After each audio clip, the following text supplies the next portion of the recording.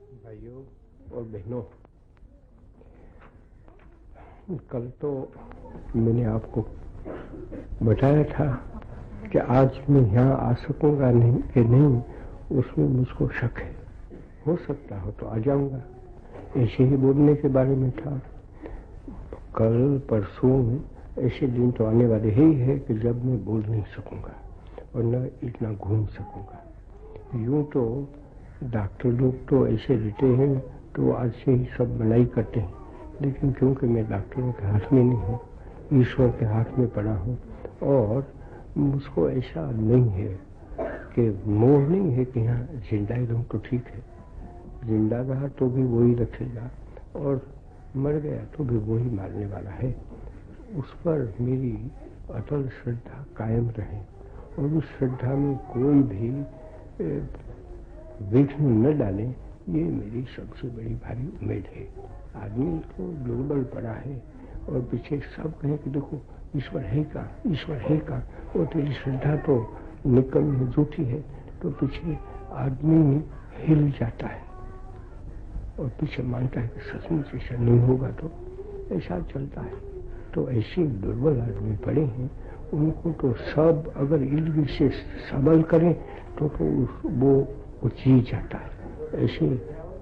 ऐसी आपत्ति में से भी निकल सकता है। ये तो मेरी राम कहानी आपको खेली। मैं तो आपको दो चार चीज कह देना चाहता हूँ।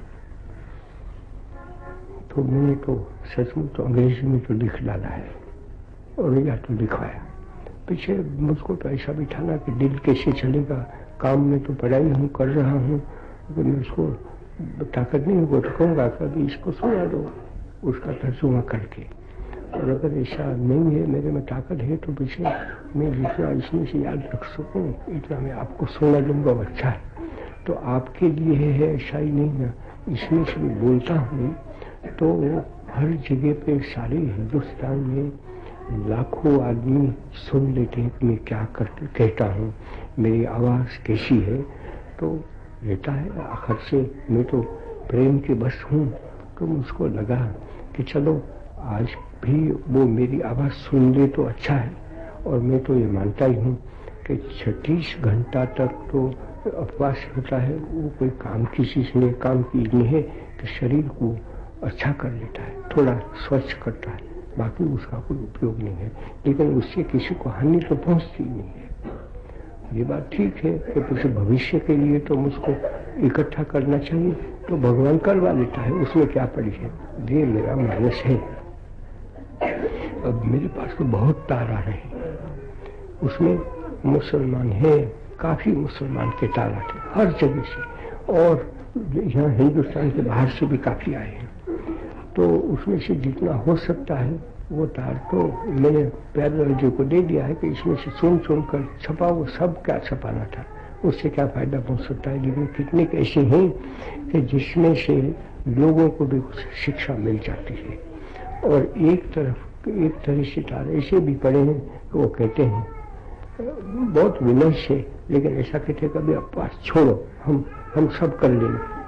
अभी ऐसे कोई अपवास छूट सकता है, वो तो छूट ही नहीं सकता। वो तो मैंने कहा कि ईश्वर ने करवाया है, ईश्वर को छोड़वाएगा, दूसरी कोई ताकत मुझको अपवास छोड़वा नहीं सकती है। और वो ताकत तो तब काम कर सकती है कि जब जो मैंने आशाएं रखी है वो करें। लेकिन एक मुद्राबिन का वो टेलीफोन आ गया, वो लिखती है कि यहाँ, वो तो लाहौर में पड़ी है, उनके मुसलमान काफी दोस्त हैं, हिंदू तो लड़की है ही है, लेकिन कब से उसका नवाजी ऐसे रहा है और बाटू लड़की तो है। तो वो बुछली है, वो तो व्याकुल तो बन गई है, क्योंकि छोटी सी तब से मेरी गोद में पड़ी रहती थी, अभी तो बड़ी हो गई है, हर जगह पे घूमती है अकेली, ऐसी हो। तो वो लड़की कहती है कि यहाँ तो मुझको सब मुसलमान पूछते हैं, ऑफिसर लोग भी पूछते हैं कि अच्छा ये जो गांधी कर रहा है हम समझ गए कि वो तो हमारे वास्ते है, तो बच्चे हमको कुछ बता देगा कि पूछो तुम। वो बेचारे कहाँ से अपने आप पूछे कि तब हमसे क्या उम्मीद रखता है। मुझको अच्छा लगा कि वो मुझको पूछते हैं। तो मैंने उसको उत्तर देने के लिए वो लिख लिखा है कि वो टेलीफोन पहुंचे या न पहुंचे, लेकिन ये तो कल उसके पास चला ही जाएगा, ये मैं जानता हूँ। एक रात में क्या भरा था। तो मैं उन लोगों को जो तार भेजते हैं उनको सबको कहना चाहता हूँ कि इसमें कौन सी बड़ी बात है मुझको पूछने की। एक तो ऐसा समझ लो कि है तो दिल्ली का यज्ञ, लेकिन वो यज्ञ जो चलता है तो सबके लिए है। हिंदुस्तान में जितने पड़े हैं उतने तो वो सब करें, तब पीछे अकेला के लिए है कि क्या है। तो वो तो उसका नाम ही ये है कि आत्मशुद्धि।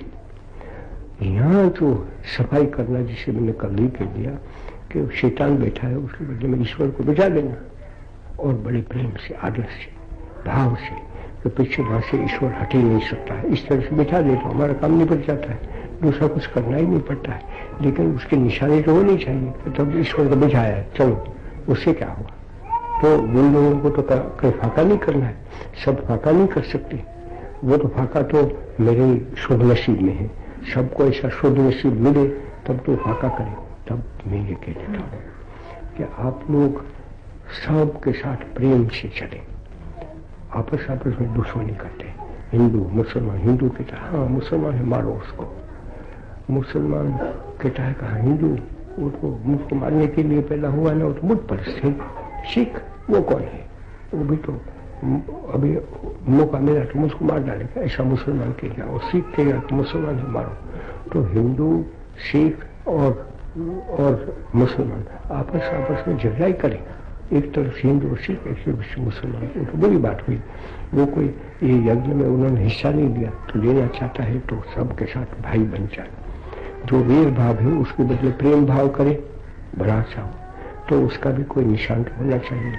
और ऐसा हिंदुस्तान जब बन जाए तब पीछे, या पाकिस्तान बने तो उसमें क्या हम देखें। तो मैं तो उस जगह पे शराब नहीं देखूंगा, उस जगह पे अफीम नहीं देखूंगा, उस जगह पे कोई ऐसी व्यभिचारी लोगों को नहीं देखूंगा, ऐसी व्यभिचारी औरत को नहीं देखूंगा। सब ऐसा ही समझेगा कि सब हमारी बहन है, अपनी पत्नी है, उसको छोड़कर सब माता है, बहन है, लड़की है, ऐसा सब करें। और परहेजगारी से रहें, सब साफ सुथरा रखें। ये सब करते हैं तो ये कहो कि पाकिस्तान, उसके पीछे मैं तो पाकिस्तान का बिल्कुल दुश्मन हूँ ऐसा समझो। मुझको पाकिस्तान, मैंने तो कह दिया कि पाकिस्तान वो पाप है। तो पीछे मैं प्रायश्चित करूंगा कि ये तो पाकिस्तान की पाक भूमि है, उसको मैं कैसे कह सकता था पाक भूमि होना, पाक भूमि का बनना वो कोई गुनाह है। वो तो अच्छी बात है, लेकिन ऐसा जब पाकिस्तान बने सचमुच कहने से नहीं लेकिन करने, तो मैं कहता हूँ कि वो भी पाकिस्तान के मुसलमान जितने पड़े हैं वो इस तरह से रहे। उन्होंने गुनाह किया है हिंदुओं के सामने, मुसलमानों के सामने। ये तो मैंने कभी छुपाया नहीं है। इतना ही नहीं, अभी तो देखा कि देखो कराची में क्या हो गया, उसमें तो कोई बेगुनाह सिख थे, उसको मार डाले, मर गए, जायदाद लूट ली। अब भी सुनते हैं गुजरात में, वो बेचारे बनियों से कहीं से आते होंगे, मुझको तो पता भी नहीं है। वो सब शरणार्थी थे, वहां से भागे, जान को बचाने के लिए, यहाँ आने के लिए रास्ते में कट गए। उसका सब मैं किस्सा तो जानता नहीं हूँ। तो मेरा दिल कहता है उन मुसलमान भाइयों को कि आपके नाम से आपके पाकिस्तान में अगर ऐसा ही बनता रहे तो पीछे क्या हाल होगा इस जंगल में। हिंदुस्तान के लोग कहाँ तक बर्दाश्त करने वाले हैं। तो पीछे मेरे जैसा फाका करे, एक क्या 100 आदमी फाका करे और पीछे उनके दिल में बस गुस्सा पैदा हो जाए तो उसको कौन रोकेगा। आखिर में एक मेरे जैसा मुश्किल फाका करे, उससे क्या हो सकता है। तो मैं कहता हूँ उनको कि आप ये काम करें, सब मुसलमान अच्छा बन जाता है। कोई भी हो, कहाँ से भी आया है, वो ट्राइब से पठान आते हैं, पठानी कहो उनको, वो आते हैं, उनको भी बस अच्छे बन जाना है, शरीफ बनना है। और सब मुसलमान वही उसका कफारा होगा। कहें कि नहीं ये तो हम सब सिख हैं, वो यहाँ आने वाले हैं वापस, सब हिंदू हैं वो यहाँ आने वाले हैं वापस, ऐसा करें। और वहाँ वो तो कहते हैं एक कवि ने कहा है, और मैंने तो कहीं यहाँ पढ़ा, उसने कहा है कि अगर आपको जन्नत देखना है तो जन्नत कोई बाहर नहीं है, यहाँ है।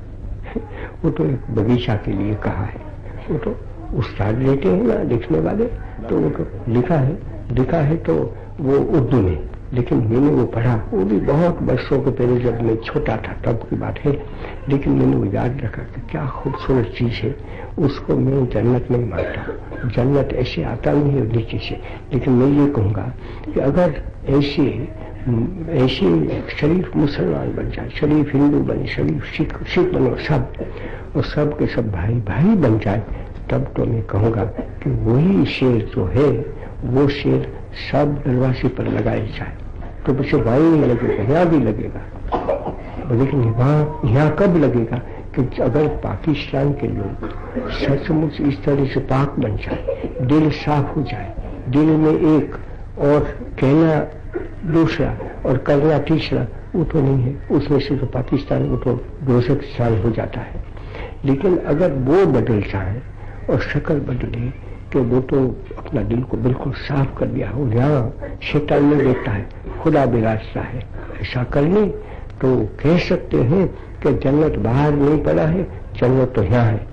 अरे लोगों आइए, जन्नत में रहना है, जन्नत में देखना है तो इस दरवाजा में प्रवेश करो, और इससे ही पीछे तो उससे हम मुकाबला करेंगे और हम उससे बढ़ने की कोशिश करेंगे और कहेंगे कि यहाँ भी पाकिस्तान में तो है, ऐसे ही हम हैं।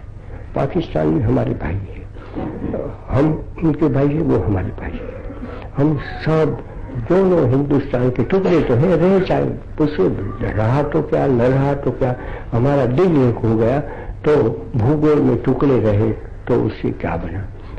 दोनों हुकूमत अलग अलग कही जाए तो भी क्या हुआ, सारी दुनिया की हुकूमत एक तो नहीं होगी, अलग अलग रहे, लेकिन दिल एक मिल गया हमारा, तो पीछे हुकूमत 50 रहे 500 रहे, उससे मुझको क्या आपको क्या पड़ी।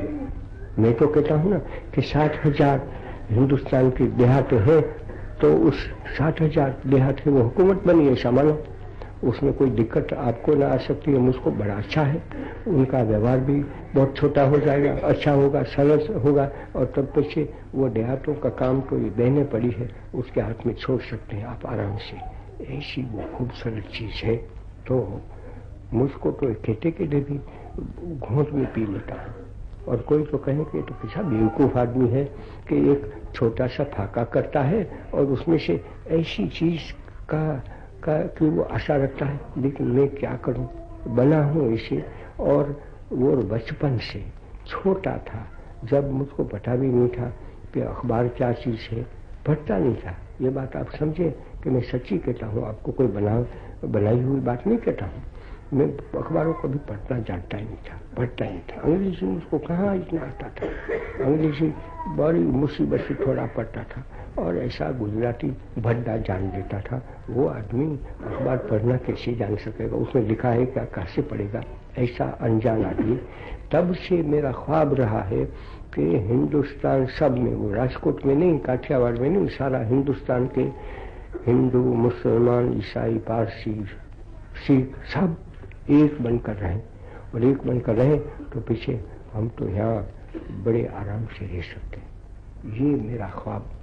तो अगर लोग मुझको सुनाते हैं, सब जगह से तार लेते हैं, तो पीछे मैं भी मूर्ख आदमी तो हूँ, तो इसलिए मैं मान लेता हूँ कि शायद वो ख्वाब, स्वराज तो आया, वो तो निकम्मा है, उसको मैं स्वराज मानता भी नहीं, लेकिन इसी जन्म में जो उस वक्त एक जवानी में, और जवानी भी शुरू होती थी, उसमें ये ख्वाब मैंने देखा।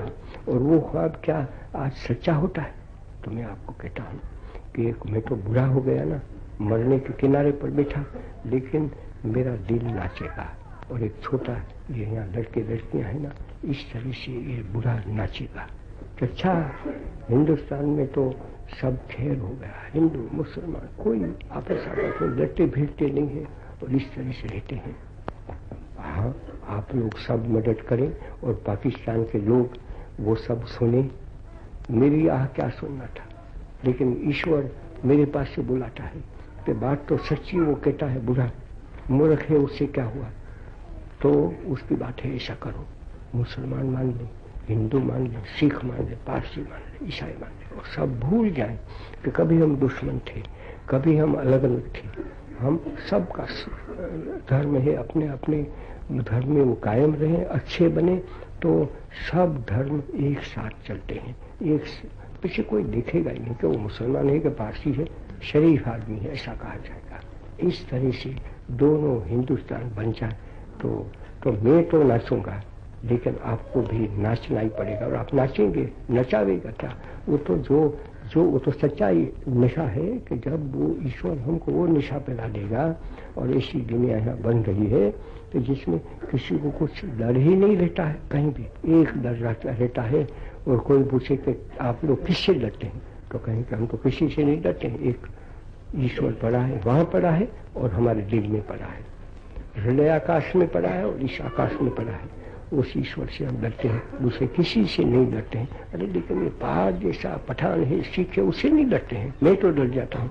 तो कहें कि तुम तो ईश्वर से नहीं डरते हैं, मैं तो ईश्वर से डरता हूँ। लड़के लड़कियाँ अगर डरते हैं ईश्वर से ही, दूसरे को तो कह सकते हैं। ऐसा मैं तो हिंदुस्तान को देखना चाहता हूँ, और ऐसे वो बने तो वो तो आप बनते हैं, एक एक बन सकते हैं। उसमें देखो ऐसा नहीं कि सारी सोसाइटी की सोसाइटी कौन है? आप और सबसे बनी हुई है, और उस सोसाइटी में हम हैं, तो हम ऐसे बनते हैं तो सोसाइटी ऐसी बनेगी। सोसाइटी हमको नहीं बना सकती है, इसलिए वो तो एक हम मुंह में पड़े, इसलिए कि टाका वो करें तब करेंगे। सोसाइटी करे, हुकूमत करे, अरे हुकूमत भी हम हैं, सोसाइटी भी हम है, सब कुछ हम है। एक है तो अनेक होगा, एक नहीं है तो सब शून्य पड़ा है। तो मैं आपको कहता हूँ कि एक एक आदमी जो मैंने बताया है वो कर सकता है, इतना ही। कल तो ईश्वर जाने क्या होगा। आप तो प्रार्थना के लिए आ जाइए, आपको तो पता नहीं था कि मैं आऊंगा कि नहीं।